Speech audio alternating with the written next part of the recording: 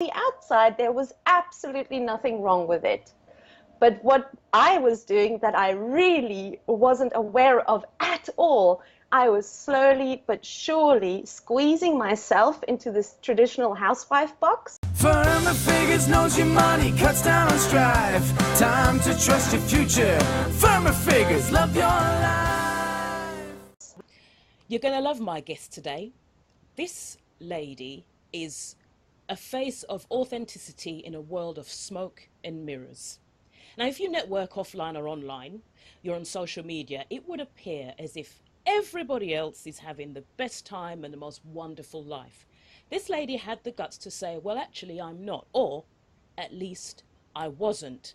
This is why, this is what I did about it, and this is where I am now. And well, she didn't actually say those words, they're mine, but bear with me. If you heard me speak at any time, I'm always banging on about female financial independence. And sometimes people look at me as if I'm the voice of doom and gloom. But what I'm trying to say is financial independence for a woman has nothing to do with whether she's in or out of a relationship.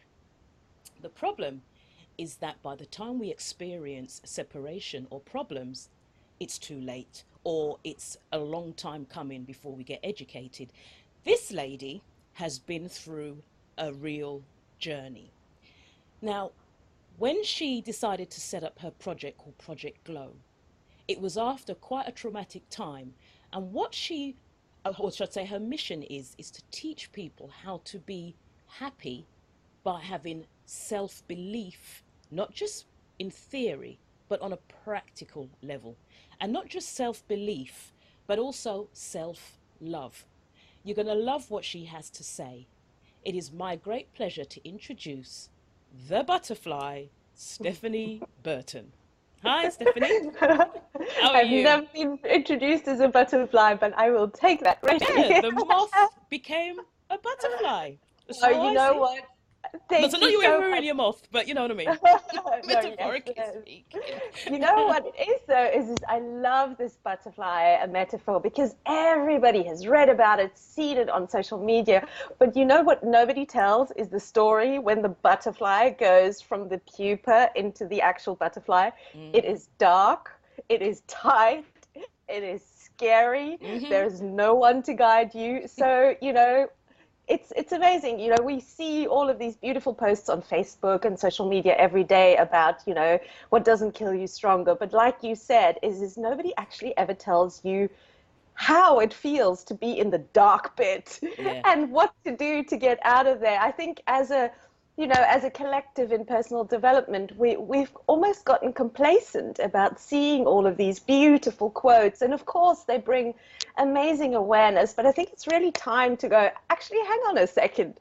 How do you actually become a butterfly? Mm. And how do you actually love yourself? And actually, when I look around in my life and what doesn't kill you usually makes you addicted to alcohol or some kind of substance, jaded, Stephanie, angry, bitter, that's too not the stubborn. message.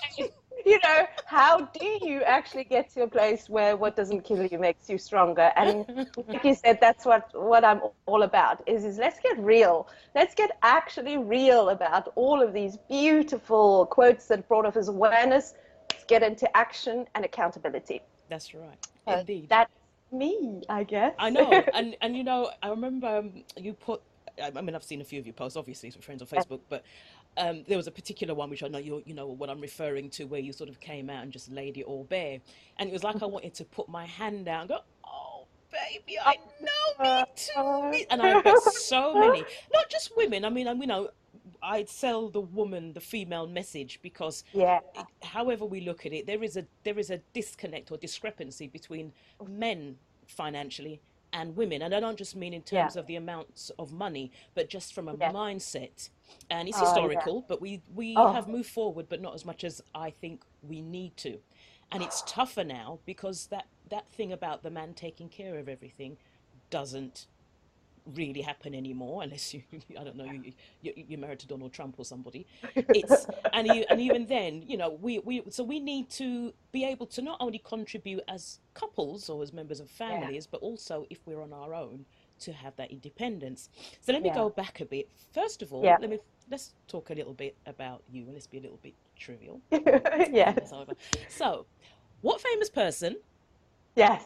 do you have? It won't be such a secret when I've answered this. A secret crush on?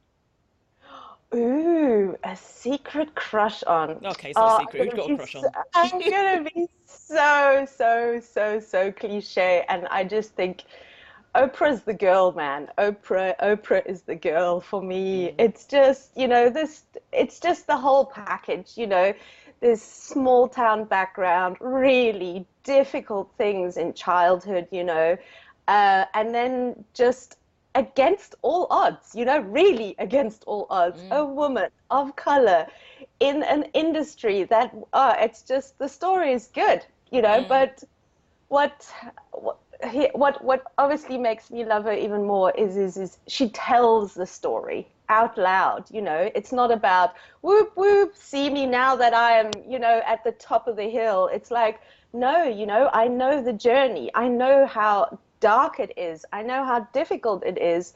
And what I always say is self-love and self-belief is at the core of everything you do and how you do it. But for most of us, unfortunately, the time when you were 3, 4, 5, 6, where it should have developed, it just didn't. And that's not because your parents were, evil molesters. There might have been, if I look across the board of my, my clients, there was war, there was poverty, there was depression, there were 5 or 10 or 7 kids.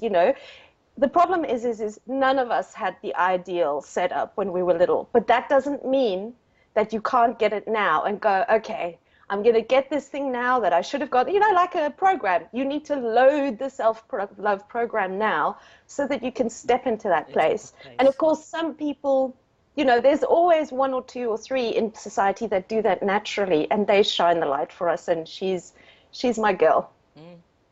I must admit, before her, if I can't really remember when I first went into the city, she wasn't that well known then because I was quite young, because I'm old, quite young. And I remember exactly the same thing why she resonated with me was simply because I remember, and I say it in my bio sometime, but I don't put it in so much now. But I would say I Yeah. was everything. I was wrong in every shape or form. I walked into the world of the yuppie in the city of London, and everything was buy, sell, and I was the wrong age, the wrong color, and the Mm, wrong sex. I couldn't have gone with a worse start, yet I know. I loved it Yeah, because I was yeah, different. No one forgot yeah. me. I went into Cool. meetings and it'd be like that girl. Sometimes people would catch themselves and go, "Is that the girl?" Whatever. And I thought, I don't Yeah, care. You yeah, remembered me, yeah, and I'd get the yeah. deal, and I wasn't Oh. fussed, and it was great because it made me believe that don't it doesn't matter where you begin, and it isn't just about self-belief because I didn't actually really have any. I was just stubborn. Yeah. I just couldn't have it. I just like being there. I like the city, I wanted Yeah. to work there, and I think, what do I have to Yeah. do? So when you meet Yeah. someone like Oprah, and I didn't go through half of, I mean, I had my tough story, but nothing along those Oh, lines. sure. So it is. So I Yeah. don't know. I do. I mean, she is that for so many, but I do get that. Yeah. So Yeah. Stephanie, Yes. um, taking Oprah out Well, of it, I'm going to do a little sidestep. I just wanted to say I am so in love with what you do because it is so important that we have a voice like yours to tell this tale that Prince Charming isn't coming. no. And even if he does come, he I may not know. stick around. I'm just looking on my side. I'll show you a little bit up here. There's all my books, and one of my favorite books of all time that really smacked me around the face. It's an author called Barbara Stanny. I'm Stanny, sure you've yeah, heard of it. And yeah. her book is called Prince Charming It Isn't isn't Coming. coming. Yeah. Yeah. And it's just, I mean, so in my program I say, self-love is something that you need to look at every part of your life: food, fitness, family, friends. But finance, oh my God, we have so been, I don't know, programmed through history and society and culture that, I mean, I should put my hand up and I said, I have so made this mistake, is I have given my financial power away. Oh my God. Well, so Oh so my back up, God. Stephanie. Let's go back in time. Let's go back in Oh time. my God. Start at the beginning, not child, but So Yeah. you've into adulthood and you're starting your new life with your new husband. Let's start there. Tell your Yeah. story. Oh, yes, gosh. So at that stage, I was living in South Africa. I worked in the financial markets. He did as well. We met. It was a whirlwind. Within, I think it must have been 5 weeks, I had moved country, packed up my house, moved to England. Just like that's a whole other story. It's when we fall too fast, too deep, too soon. If it is a duck, it looks like a duck, it quacks like a duck. It's maybe not so shiny. Anyway, we were young. It was all right. It was perfect. And then over the course of our relationship, because he got moved to different places, I became, traditionally in books they call it the trailing wife, the trailing spouse. That's what I was called. Trailing. Yeah, I know. So he had a posting in Singapore. I followed along, and then I just became a traditional housewife. Is I looked after the house and things like that, and he did the earning money, and so on the outside there was absolutely nothing wrong with it. But what I was doing that I really wasn't aware of at all, I was slowly but surely squeezing myself into this traditional housewife box, and I was giving up everything. Nobody pointed a gun at me and made me do it, by the way. Nobody made me do it. This was all like, I just kind of, this trance of culture and wanting to belong. And, it just came over me, and I slowly but surely gave up my career, my financial earning capacity, and I just squeezed myself into this box of I don't know, of giving up on myself. Now, there's many people that manage to do that without giving up on themselves. I just wasn't one of them. And then fast forward 13, 14 years, when the marriage then broke down, I didn't even, you're going to be so shocked. Go I on. had no passwords to any accounts. I didn't even know what accounts there were. I had no idea about our investments. If you said debt or credit, I just, credit score, I didn't even know what that was. Oh my God. And so, this kind of like, this already really unbelievably horrific process of having your marriage fall apart. The second wave, sometimes, when they talk about tsunamis, there's usually a little wave, and then there's the great, big, destructive wave. And yeah, that was it. It's like I had zero idea about our So finance. so so you're dealing with the trauma Wow. of a marriage breakdown, which in itself Is, is enough. Is it's enough. enough. And Yeah, then on it just, top of it, oh my God. having to deal with your so what made you wake up to that? Did you sort of, I know it's over a period of time. Did you get up one morning and think, hold on, I need to go and buy some milk? Oh, oops, hold on, got no money for milk? Or was it a series of events, or what was it that brought Well, that dark well, wave? Did that it make was, it a reality?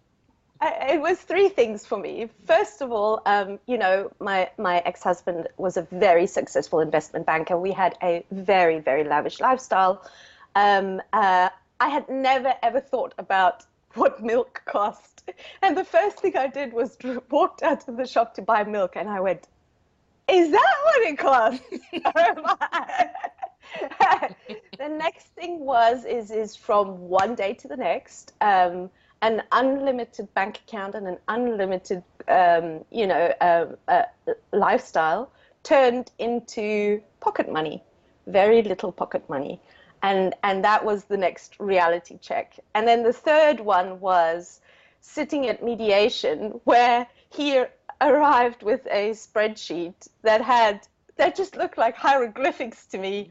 And there were words on it that I'd honestly never, ever, ever heard of, like capital gains tax. And I just thought, oh my God, what have I done? Oh my God, what have I done?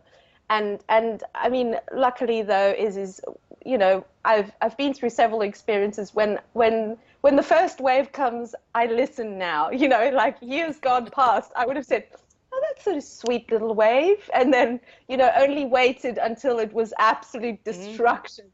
Now I'm in my older years much better at listening to the first wave. And so I thought, okay, now I need to just get this under my belt. And you know what? I was so embarrassed because I came from a financial markets background. It's like, hello. Well, do you know what, Stephanie? I have clients, and I've had clients who have been in real financial problems, and because I did something slightly different to what I do now, but I still end up like, George, what do we do about this? And the first time someone said to me, I trained in accountancy, and I was like, I'm an accountant. And knowledge is irrelevant. It really isn't. I mean, to be fair, and because they went off and started businesses, and the problem, my accountancy friends are going to hate me. The problem is when you go into an accounting practice, legal profession's another one, is most people have never run a business or run their financial life because even in your personal world, you kind of have to run it like a business to keep on top of it, and they never have. Even if they run their own, unless they run their own practice, but if you've gone in, so you've got accountants, for example, teaching you how to run business and telling you about your money, who have never done it. So then they go out and do it because, like, I'm going to run my own business now. Like anybody else is going to run their own business. And they may know the legalities and the compliance side of it, but the day-to-day, what I call the juggling that you've got to go through, nada. Nothing. And then they're supposed to advise. And so when I met, and I was no different as well. I'm not saying it self-righteously. I was no different. I had to seek out the help of. I didn't want accountants because I knew enough about that to know you're not going to be able to help me.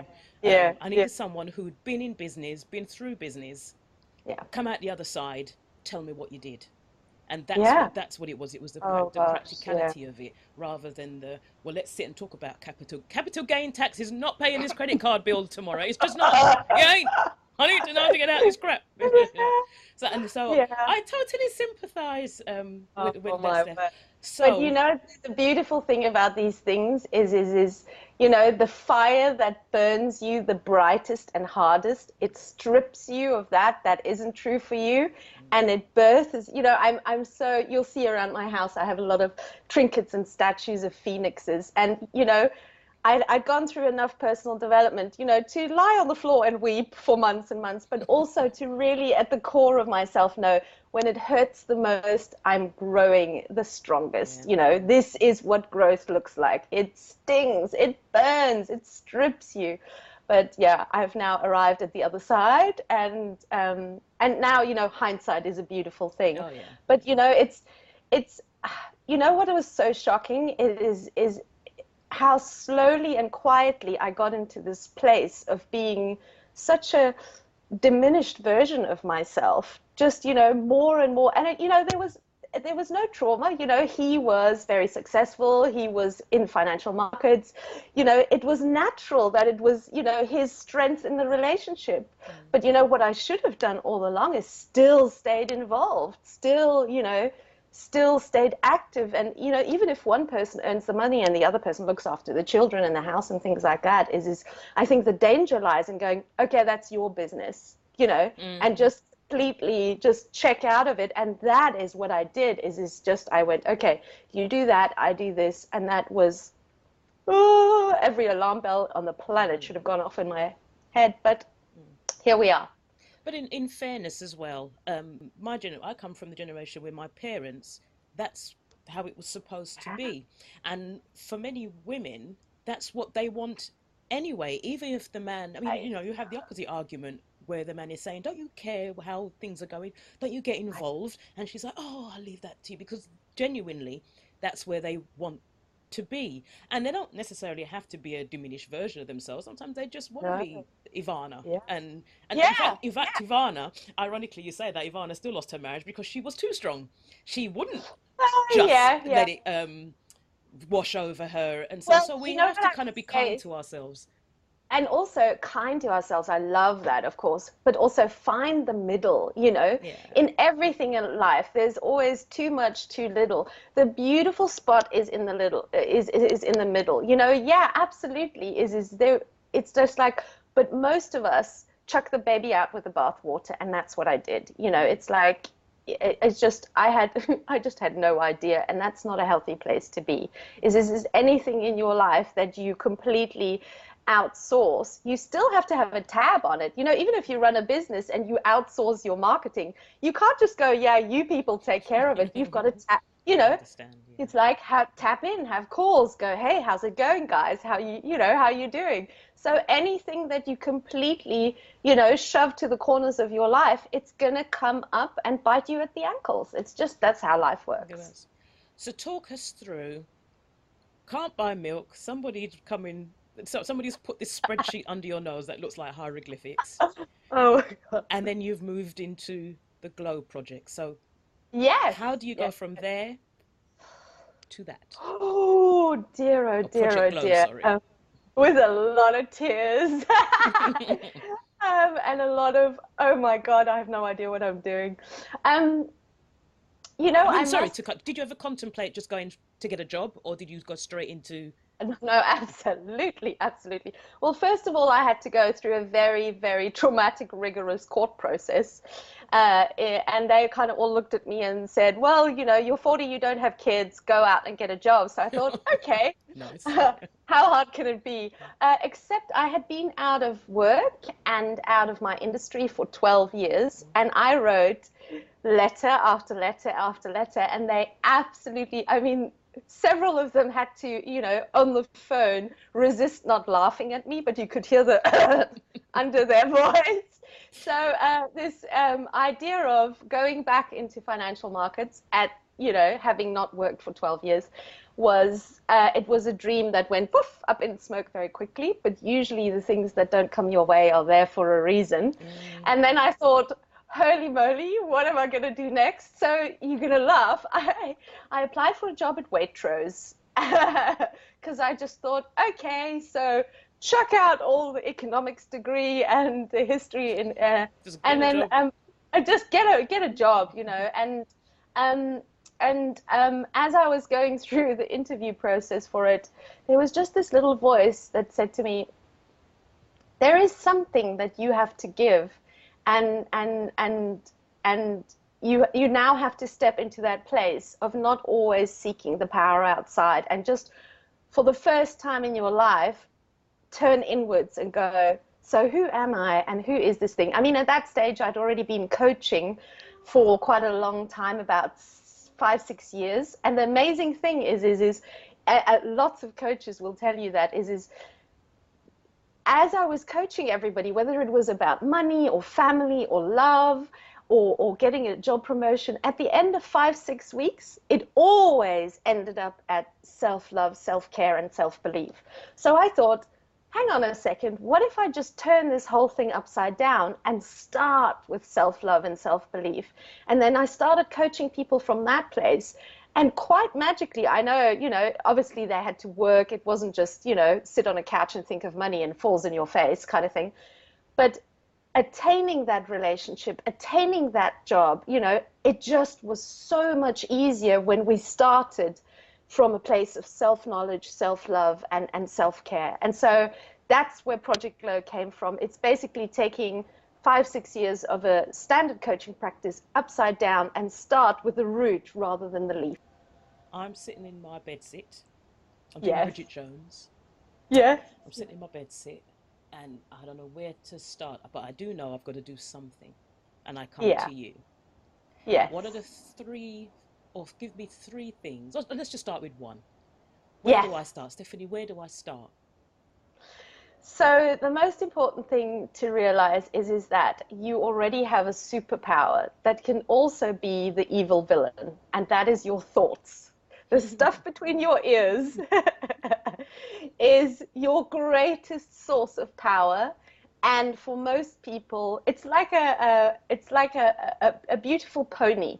Unless you saddle that animal and steer it correctly, it can just be the wildest, most destructive thing on the planet. And that's stage one, is you already have everything you need in between your ears, but it's your job to step in there and go, okay, so you've run around like a wild pony for 2-3 decades now.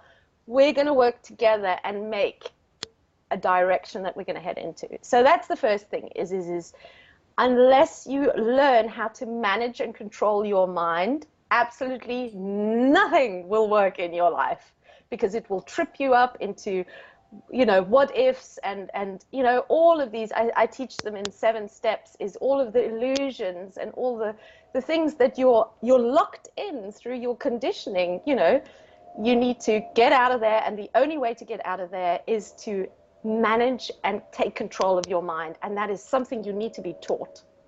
That's my number 1. And so that's what we need to do. Yeah. What's sort of the first milestone? We don't have to go into the whole don't want to give away the farm. So they've started working with you. What's the first milestone that they hit, or you're looking for me to hit, to say, okay, we're on the right track? Yeah, that is actually an aspect that I call dance with your demons. So dance with your demons is, I know it sounds very dark, but it actually, one of the most important things and most important steps to get to is to realize that all of the things that have happened to you in the past were all stepping stones for you to get to where you are. So whatever there is, challenges, hardships, even really deep stuff like abuse and trauma, is most people go through their life thinking every day, oh, okay, I'm at this place in my life because I survived all of this. Those things, you are here because of them, not in spite of them. And when you start to look at the light side of your darkest times and go, yes, we're not sweeping under the carpet. There are some really hardcore things that happened to me in my life. I'm not willing to sweep them up under the carpet and kind of like dress them up in a little bow. But you know what? That childhood, however difficult it was, gave you strength or courage. That really difficult relationship gave you this and this and this. And until you go back with a fine-tooth comb through your life and go, okay, you've already told yourself the story, how terrible that was and how awful that was. Okay, let's flip it upside down and look how that was exactly the right training ground for you to step into this place called now. Because that means that you can let go of this baggage on your back of, oh, this terrible thing happened. Yes, it did, but look what it gave you. Because the problem is most of us are weighed down every single day by this absolute, it isn't even, when most people say baggage, it ain't a little backpack. It's like a whole trailer full of stuff. And the only way you can unload that and give yourself, just this energy to move forward is to go, okay, I totally accept that these things happen to you. Man, some really heavy stuff happened to me. But let's flip it on its belly and go, what did I get out of it? And how was that the training ground for me to actually be able to head into that direction that I really know I want and deserve? So I'm going to put you on the spot now, Stephanie. You can actually turn around because I'm saying, no, don't bother with them. What do you do with the person? And I can think of a number of people, some close to me, some acquaintances, where that story has definitely become who they are. And it's a story that they enjoy. I call it enjoy telling. It's 20 years ago, 30, 40, childhood. And yet they'll meet you, and within a short time of knowing you, you will know that story. Yes. And they refuse to break out of it. Now, in a few cases, I believe that our stories, we've been taught somehow, it will make people make allowances for us. Well, that happened to me because. So how does somebody, or how do you help somebody break out of that? Because I'm coming to you from my little bedsit, and I'm quite willing, I'm desperate for help. Yeah. But you've got the other person who is just as, they say they're as willing for help, but they cannot or refuse to let go of that. I am the woman who was. I am the man who this happened to. I am. 30 years hence, I am. How do you break them out of, or even start, or do you even bother? Do you just say, you know what? Really? You'll be on my scope? No. I am so glad you asked this because this is a huge topic in coaching and personal development. So if you look at the industry at the moment, you will find a couple of different factions. There's the shut up woman and get on with it kind of department. Then you kind of get the group that says, oh darling, it was all an illusion, you just need to let it go. You know, it's kind of like there's the two extremes out there. And you know what? Horses for courses. If it works for you, there's no problem. So the first thing I say to everybody, and I go, first of all, you know what? I was that girl. I'm putting my hand up because I was that girl. I was absolutely convinced because of this particular childhood that I had, and it wasn't even particularly crazy or traumatic, I was never going to be X, Y, Z. But that is, you know, I told that story. That was like my modus of operation. Mm-hmm. But that's not because I was weak or stupid or anything of the sorts. Is if you have not learned how to take your obstacle and use it as an opportunity, your only chance is to run around in the gerbil wheel of that story. Mm. And when somebody comes to me and goes, yeah, but, I know that they are missing a piece of information, and their ego is kind of like grabbing me going, help me, you know. They are stuck in this place, and their mind knows that, you know, it's like most of the people these days have heard enough personal development or stuff that they know that, you know, there is another way, but they just don't know how. And until you've been taught that how, and let me tell you, when we go through the work, your ego, which is the part of you, you know, so a whole lot of the industry has started, you know, ego is the new bad word. It's like, oh, damn, my ego made me do that. Your ego, bless you, is just the part of yourself that wants to keep you safe and protect you. The reason why it keeps telling the story is to keep you safe and protect you. So when somebody comes to me with the yeah, but story, I know they need, first of all, a great big amount of compassion. You know, first of all, I say to people, you know, let's sit down and let's write out that story and really honor it. You know, it's like, yeah, it hurt.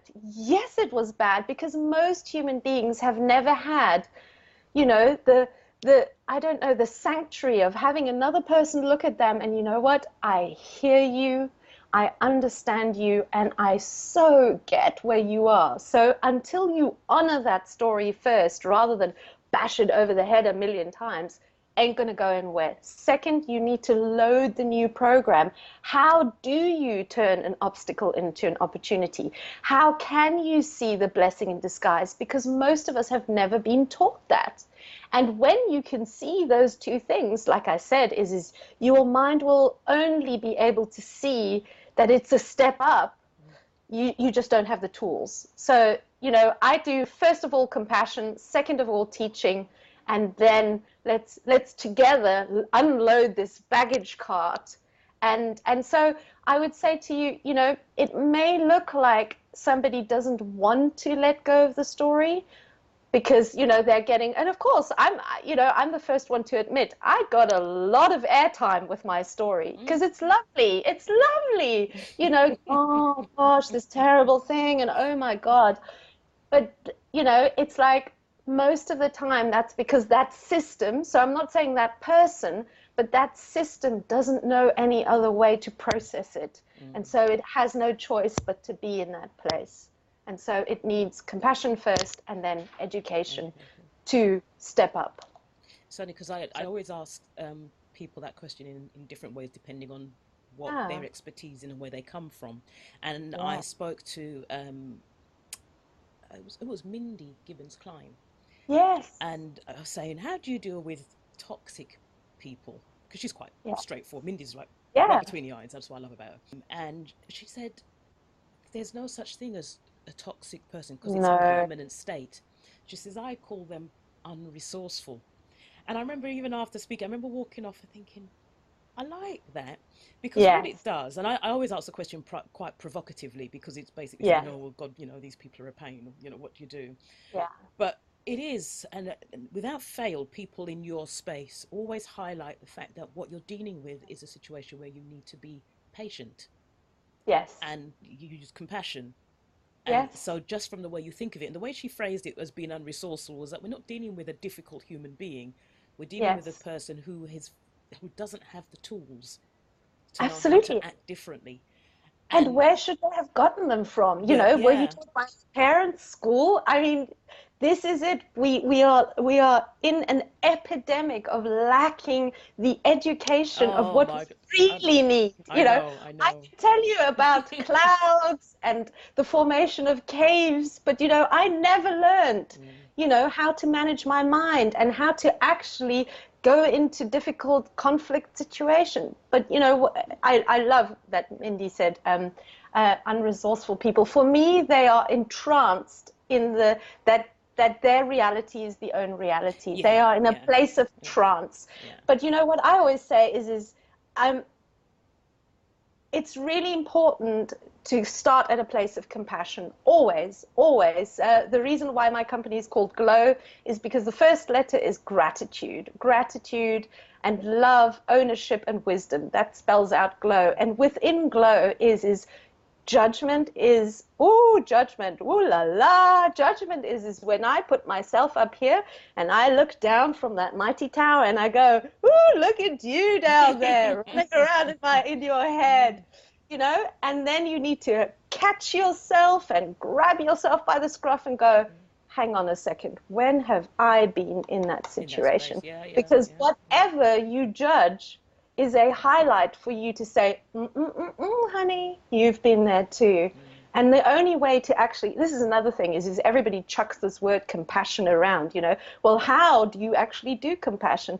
And that's how you do compassion. You look at that place and you go, where in my life have I been in a situation like that? Not the same situation, but but yes. where have I run around? And that, they might be telling a story about, yeah, my husband, my ex-husband did this, or my mother did this. Where are you telling a story? Maybe you're just telling it in your head and Mm, keeping yourself small, because every single person has every single trait. There is one of my greatest teachers is Dr. John Demartini, and he says every single person on the planet has the same trait, and people go, no, no, no, no, no, no, I am not XYZ. So one of the perfect examples is if you think about something that you're really proud of and then flip it around. So if I say, okay, I really love teaching people and helping people transform, what's the opposite of that? Is not helping people. So where am I not helping people? Because you're always both. Everybody has every single trait. You might say is I'm not lazy, but somewhere in your life oh, you are I am. lazy. That might be this person is lazy cleaning up their room. I was unbelievably financially lazy. Unbelievably so. So compassion comes from a place that you unplug that judgment card that says by saying, where do I have that trait, and step into that place and going, yeah, man, wow. And even if I have clients that have gone through, there's some really heavy traumas of, physical abuse and rape, and is I don't know what that feels like, but I can certainly step into that place and first honor that place of, yeah, you went through that, but wow, you're here. And this awful thing, it did deliver, certain learnings, and let's unload that baggage. There's obviously levels of trauma, and some, are much deeper and require much more compassion and Yeah, work. yeah, But for the most of us who just had the average parent and the average upbringing, most of us have more baggage than we can ever imagine, and it's time to unload that stuff. it is. In fact, I sat with my daughter a while back, and I was telling her, we were talking about why I made such bad choices with men in my earlier days, because I'm supposedly so together and Yeah. was intelligent and did this and did that, and they were always that kind of man. They looked the part, they wore the suit, they did everything, and yet underneath it all, they were leavers, and I couldn't work Yeah. out what was in my personality that and you don't Right. meet someone in a bar or someone introduces you and you go, oh, you've got that issue, I think I'll connect to you. you just sort of gravitate towards. I realized that in my growing up in my childhood, men kept leaving. My father Yes. died, my stepfather left, I had another stepfather, and first boyfriends, okay, they would just, you break up with them, they didn't leave, you just didn't get on. Yeah. But a Pause. pattern was forged, but I didn't see Yeah. it, because in all other aspects of my life, it was fine. Even one young man who said to me, you know what, that's it, I'm off. And I was like, see ya. But no biggie. Men leaving, not traumatic. Don't ever threaten me Yeah. with that, because I'll just wave you Yeah. off. But it's not a Yeah. problem. And I thought, this is Yeah. not good. Because this is not good. Because in areas where maybe I should be making more of an effort to preserve Right. something, I go, see ya, wanna be ya. But it took me years Oh to work gosh. that out. And her Yeah. sitting there, and she's going, "Wow, mum, did you?" And I said, I didn't see it either. It took me having conversations, and a very long story, but a bulb went off in my head, and because I was the same thing, Right. looking at someone else's pattern, thinking, I didn't go through that. What is mine? And then the Steve Jobs thing, join the dots. There's the Yeah. connection. There's the connection. So it's Well, amazing. It's certainly, I amazing. mean, relationships, they are the universe's way of dangling the carrot because you want it, and then kind of like delivering to you the squishy inner parts of Yeah. yourself that you don't. I mean, relationships are the growth crucible of life. They just are. They strip you, they expose you. God, I could sit here and talk for hours with you. And interestingly, one of the things that I say when I teach self-love, I teach it alongside relationships, because you are born in a relationship with a human being. You are born within a human being, of a human being, and then your greatest trauma happens with human beings. Teaching self-love and self-care and self-belief without teaching you relationships is like teaching you how to ride a bike without putting wheels on it. It's ridiculous. So, gosh, the number one thing to realize is we all arrive in relationships completely and utterly unprepared, Yeah. terrified to our core, and not having a clue what we're What getting to do? into. And on that, So, not having a clue, how bless. then, how do people work with you? So Yeah, is it one to one? Is it yeah. groups? Do you do events, workshops? So, how does somebody yeah. work with So, Stephanie? thank you. So Product Glow has two bits. It has 8 weeks of learning how to love yourself, and then you graduate into a year-long program of applying self-love into self-cares. So a couple of things that are really a bit lopsided with the self-love industry is a lot of people tell you what? Love yourself. Then a lot of people dive very shallowly into that lake of self-love. They go, oh, buy yourself some flowers, run a bath, go to the spa. And that is lovely, but that's like dipping your toe into the pond. I'm taking you in the first instance, 8 weeks together in the group with other women, because us women, we learn when we're with other women. That's how we were historically. We raised each other's children, grew each other's food. You need to be in the company of other women. So the first thing is 8 weeks online together, guided by me, helped by me. I'm there all the way. We load that program of self-love that you didn't get, because it is taking you through 7 steps of cleaning out the rubbish that is under the bottom of the pond. So instead of dipping your toe in the top and going, oh, I'm going to buy myself a bunch of flowers, we go right down. We go your history, your childhood, your patterns, every man you've always been left by, abandoned by, and we go, okay, so if you're constantly attracting unavailable men who abandon you, how are you emotionally unavailable, and how are you abandoning yourself? But we don't bash you over the head at that point. We go, well, that is natural, looking at the programming that you've had this far. So it's 8 weeks. 8 weeks of we dig down. It is not always comfortable, but you're in the company of other women. You're supported. You have a tribe. You're with your sisters, and then when you step out of having loaded that program, we then graduate onto a year, and every single month we go through food, fitness, finance, your mind, your body, your spirit, your goals, every single part of your life with a fine-tooth comb, and we expose everything, and we go, okay, now you've loaded this new system, let's put that into action. Because one of the big things you'll hear me talk about is the industry of self-development is full of getting rid of negative self-belief, getting rid of bad thoughts, getting rid of ways that you self-sabotage. I have spent years and unbelievable amount of money going against getting rid. But the real truth, in my opinion, is that, you know, like yin and yang, there's two bits that are pushing against each other. When there's just darkness in your mind, then of course that darkness is going to run rampant until you load the light, and those two things then push against each other. So you can spend years getting rid of that self-belief and that erroneous thing. You know what happens when you load the new bit? It just balances itself. And procrastination and self-belief and not good enough, it literally just drops off the planet, because now your system is in balance.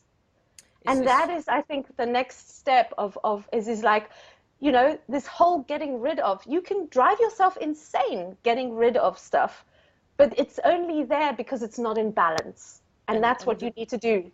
And so and what does that balance look like in their real lives? So they're in a session with you. How do you know that because obviously we can judge ourselves. What signs do you look for to know that they've found that balance? So or a sign, a particular. A sign. So this is what balance looks like. Your head is a place of serene calmness. Oh, wow. It's not full of this and that and this and that and what if and oh my God, did I say the right thing and have I done the right thing and God, and what will people think of me? You know, it just, what a lot of my clients say is once we've gone through the 8 weeks, they go, wow, I never knew my mind could be so quiet. So first of all, there's a whole decompress of the whole system. The next thing is once you're in, so think of it as a seesaw, you know, once the person is standing in the middle, they see that every single person, every single event, every single obstacle always comes with good and bad. So when they call me up and they go, oh my God, XYZ guy has just phoned up and broken up with me, it doesn't spiral out into that complete disaster zone.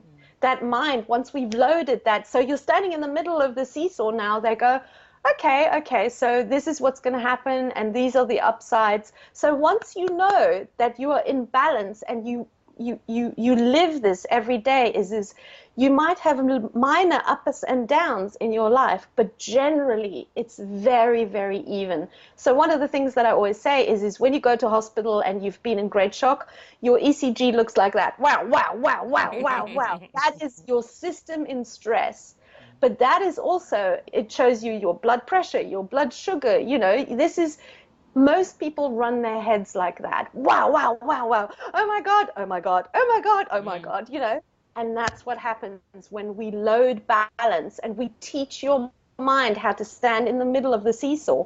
You do not spiral out. And this is a little caveat. You do not spiral out into the down, into the depth, but you also no longer spiral up into that crazy place of, oh my God, I've met this guy and he's everything and he's the one. Because you know what?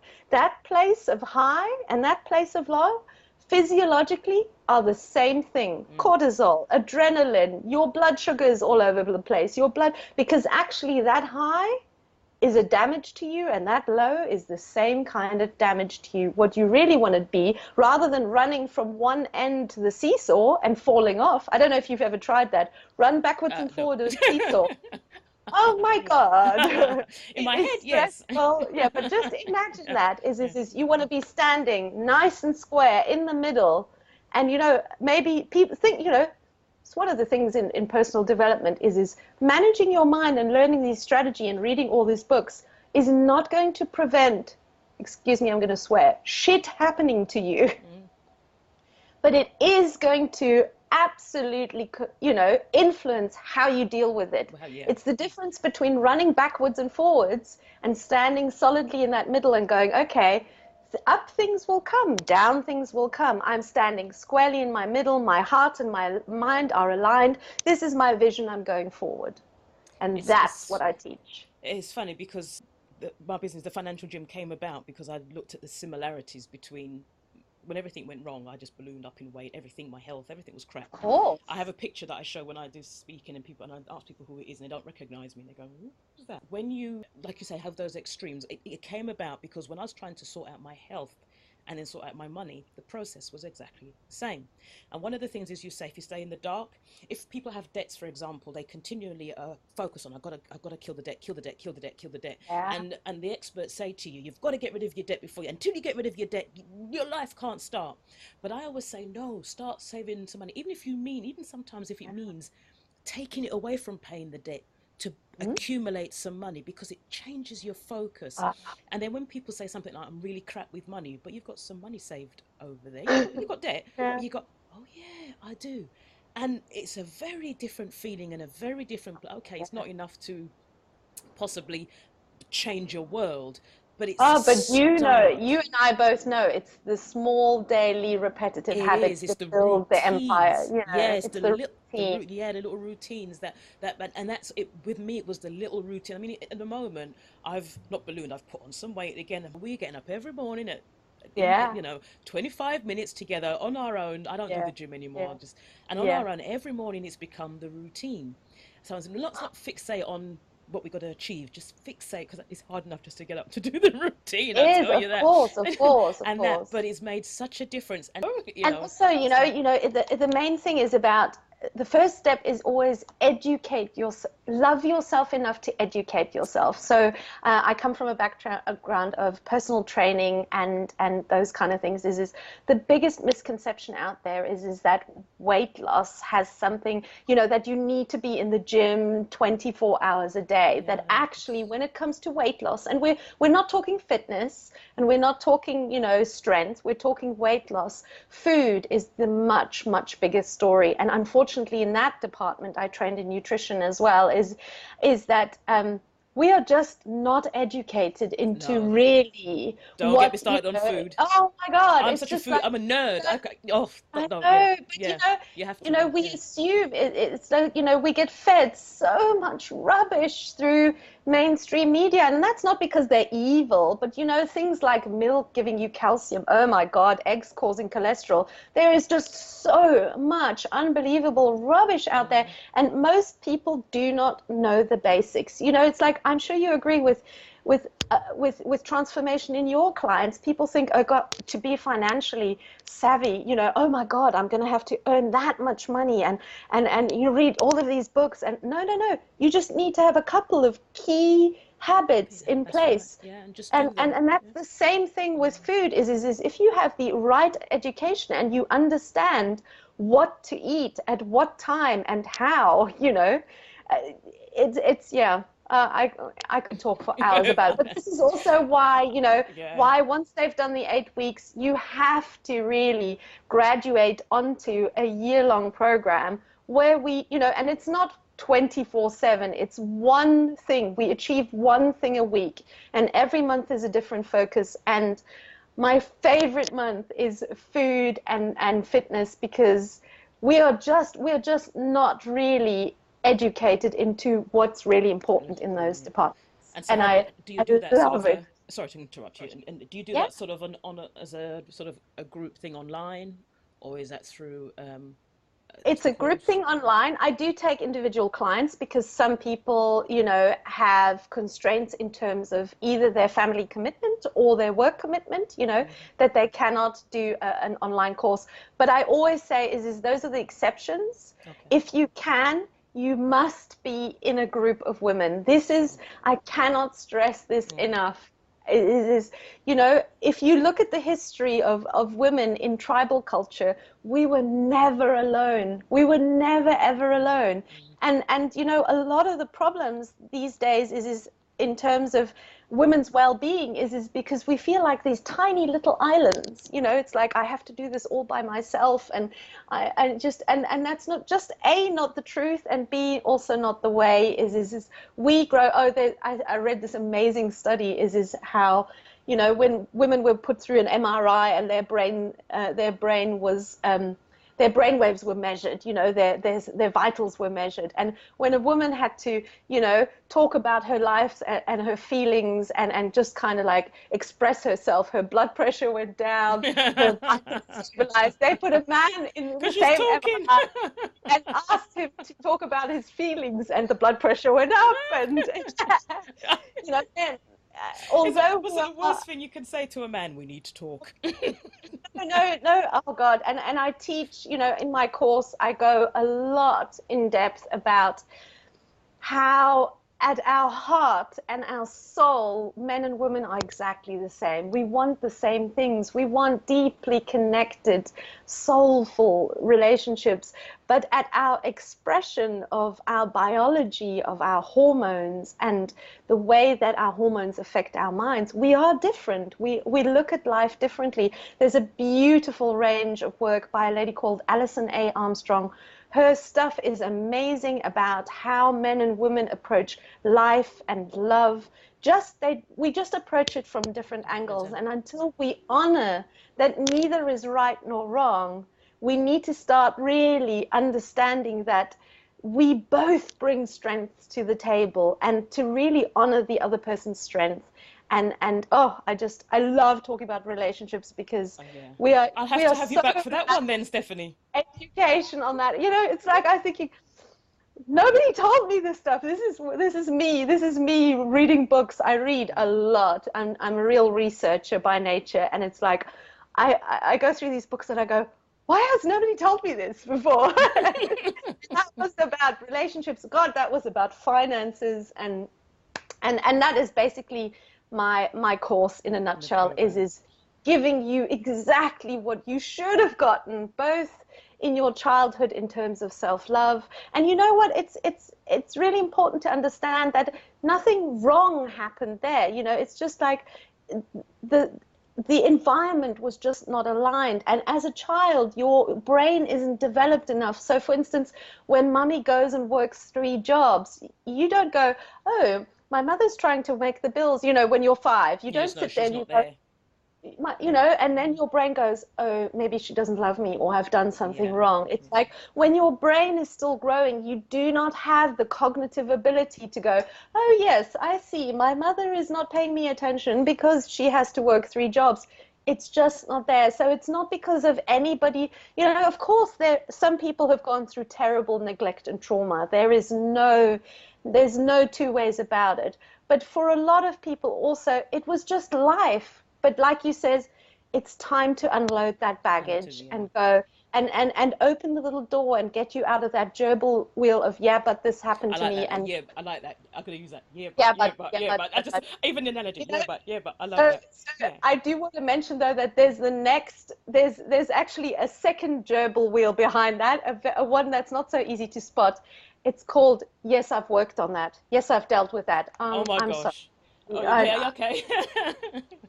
I've been in that place, and I can tell you that until you can really go, okay, this terrible thing happened to me, and these are the things that in that way that it hurt and it damaged, this is how it grew and strengthened and pushed me forward, until minus equals plus, and you're standing in that middle space and go, I can see that this obstacle had dark and light. And you know what? When there is really deep trauma like death and abuse, that is so hard to see that. But until you get to a place where you stand in the middle, that baggage is not going to come off that train. Stephanie, you are a treasure trove of information, and I could speak to you all day, because you're in my wheelhouse. So it's my thing, because I truly believe that money is about how you feel, your mindset. I'm not the only person that thinks that, obviously, but trying to bridge the gap between the practicality, because visualizing, sit on this and I will be a millionaire, is never going to happen. People, go and do what you got to do to get your money together. Get the I software, do what you know. have to do. How do people find you? Yeah. How do they get in touch with you? What's your website? They Right. want to work with, or just find out more about what you're about. How will people Yes. find you online, first of all? Are you on Twitter, Yeah. Facebook? Tell us how. Yes, yes, yes. So I am just in the process of revamping myself completely because I used to do this coaching, listening to your problem, and then arriving 6 weeks later at the root of it all. Now I've changed the whole thing. We start at the root. We go straight to the root of the problem of self-love and self-care. We load that program, and then, you might be a green leaf, you might be a purple leaf. I don't know that. So I'm revamping the way I'm doing things. My website is going to be up really soon. Stephanie Burton is the website name. I'm on Facebook. I'm on Instagram. I am about to launch my YouTube channel. You will see me in Oh, so many different ways oh my because gosh.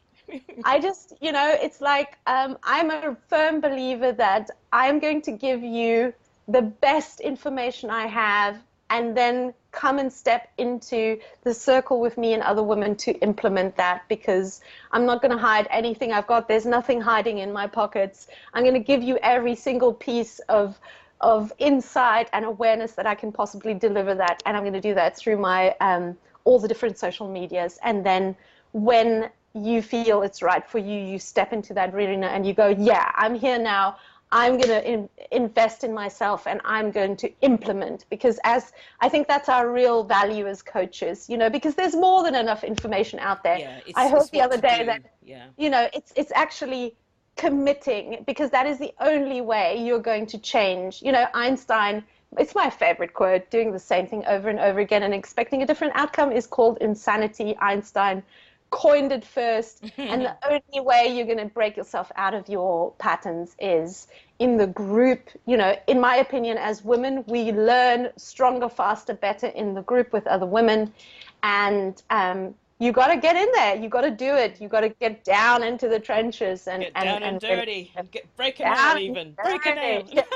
Stephanie, thank you so much, my love. It's Thank been a real you. pleasure and Thank you thank you for so your much time. for Because I your know you time. have so much going on. So I'm really, really, Yes. really grateful you took time out for me. I Thank am you. such a fan of your topic because I think really I tell you what that was I'm sure you've heard this quote is so I watched a video about a conference where the Dalai Lama said that the woman living in the Western world today is going to save the world. Well, first of Oh, all, everybody got upset about it and went huffle puffle, and but the first thing that I thought, you know what?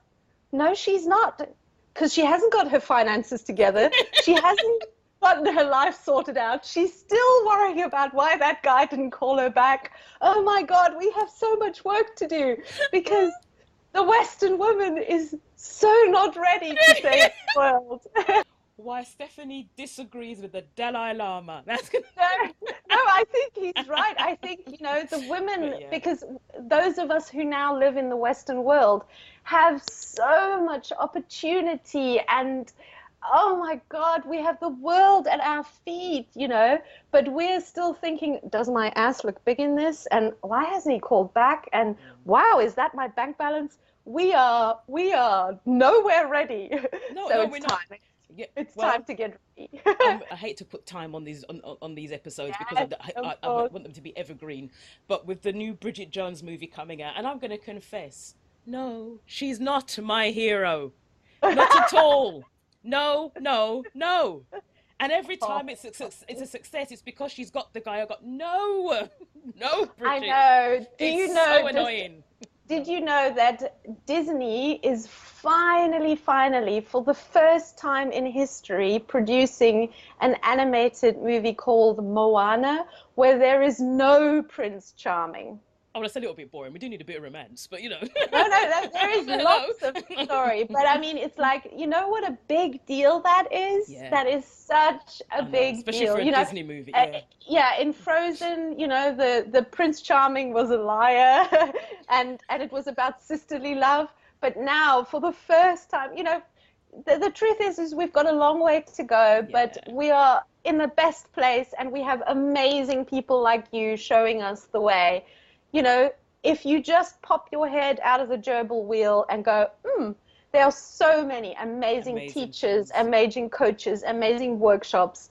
You just have to have the courage to go, you know what, it's time. And most of the time, people only end up when they're fed up.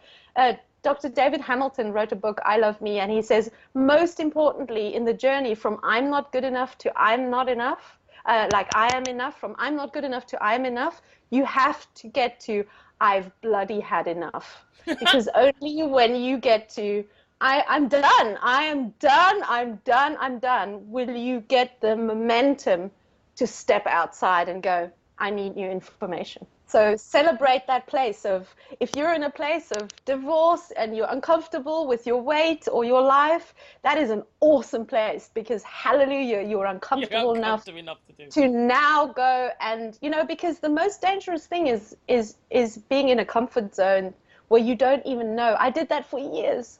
And that is you know, people always think the stuff that they don't know is the danger. It's the stuff that you're habitually doing without even noticing that is the real danger. So let's break out of that. Wonderful. My darling, thank you so much. You take care.